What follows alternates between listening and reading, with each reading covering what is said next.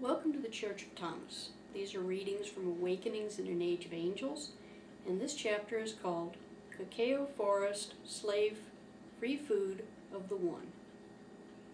30 years ago, the One found a prime spot for a special forest. It would take time, as all forests do. There were already many of the right elements in place.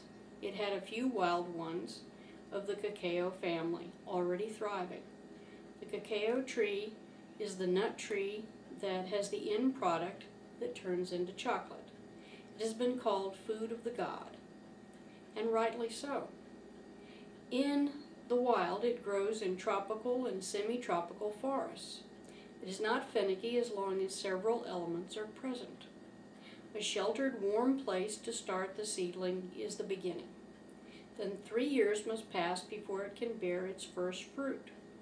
The first fruit comes from flowers that bud from its tree trunk. The tree then makes hundreds of flowers. A forest insect, like a small fly, called a midge, is the only pollinator of these flowers. The midges thrive in hog wallows dug out in the wild forest. The cacao thrives in a semi-open forest canopy. Some shade from other trees is helpful. Diversity in the surrounding trees is a productive environment that complements the cacao tree. The cacao is usually free of disease. It can live a long time, and once the tree is established, it shades out all the weeds in its own canopy. A small clearing was cut to let the light in to the thick canopy. The tree seedlings were lovingly started. They sprouted almost immediately. It was a perfect spot. The One then left the forest to grow or not. 27 years ago, the One sent his daughter. She found the clearing seedlings filling the cleared space. She was very pleased.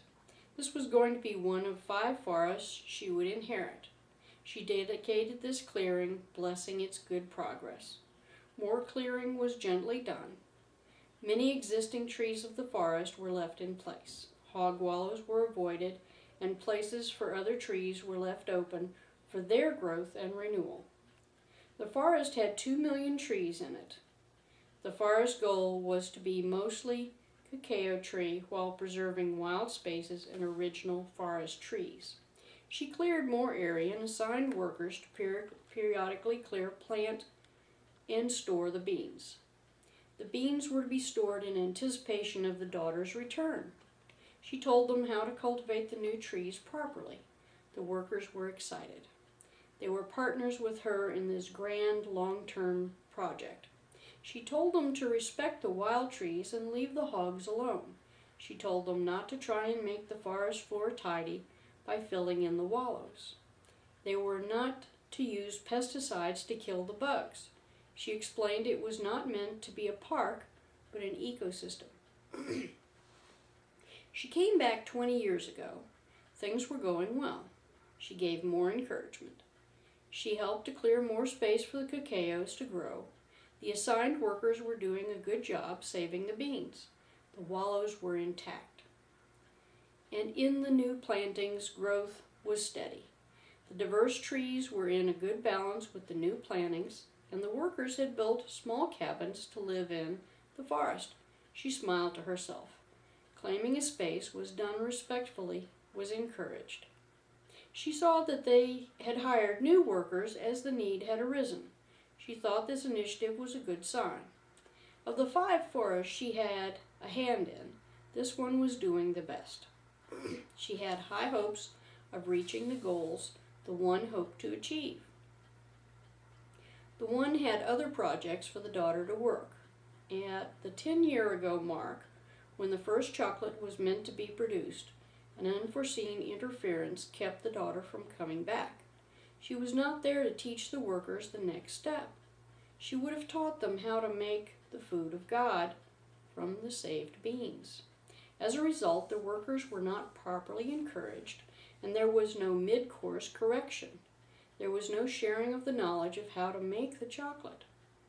The One insisted that the daughter not let the other concerns deter her at the 30th anniversary mark. the forest was in trouble. Her inheritance was in grave jeopardy. The one told her not to let anyone know that she was coming. The one told her that her life would be in danger, instructing her to go in secret to observe the situation. The one told her that her relative that had been sent instead of the daughter was enslaved. The one warned the daughter that this relative had forgotten all about her family. She had started identifying with her kidnappers. None of the one's calls were answered, though. The one called constantly. When other relatives were sent to retrieve her, the cult instructed her to tell them to go away. She told them that all was well, despite their assurances the gates were locked and they were not allowed in. The one told the daughter to go on the 30th anniversary to be hired as a field hand. The one warned her that much would be asked as a field hand. The daughter warned that there were never going to be a paycheck. This was because all workers in the forest were slaves, not partners in the forest as the one had intended. As a slave, the daughter could come and go at will. She could remind the old workers that might remember her how it used to be. She could remind them of how special the goal had been. The daughter arrived and was hired. She identified her relative who liked her but did not remember the daughter. When the daughter met the few original workers, they were exhausted, and many had already left in discouragement. The forest was not anything like it was meant to be. It was not ruined, just very abused. More areas had been cleared, but they were clear cuts. Old cleared trees had the diverse forest trees removed. The very new areas had been cleared for cacao trees. It was as if the new workers had decided that the area was just not suitable for cacao. The most disturbing development at first examination was that they had started logging the native forest instead of preserving the wild spaces. They were also being clear-cut. The soil lay bare, unplanted, and barren. The cacao trees were planted in patches that were sickly. This sickness in the patches was expected. The clearings looked like a park. The hogs were hiding in the forest. There were no wallows to let the midges hatch. The daughter saw 2 or 3 pods holding beans on trees that were old enough to bear. There should have been 5 times as many pods on every tree. The new plantings had sunburned leaves that were tattered from the wind. Even a few wild trees would have prevented both of these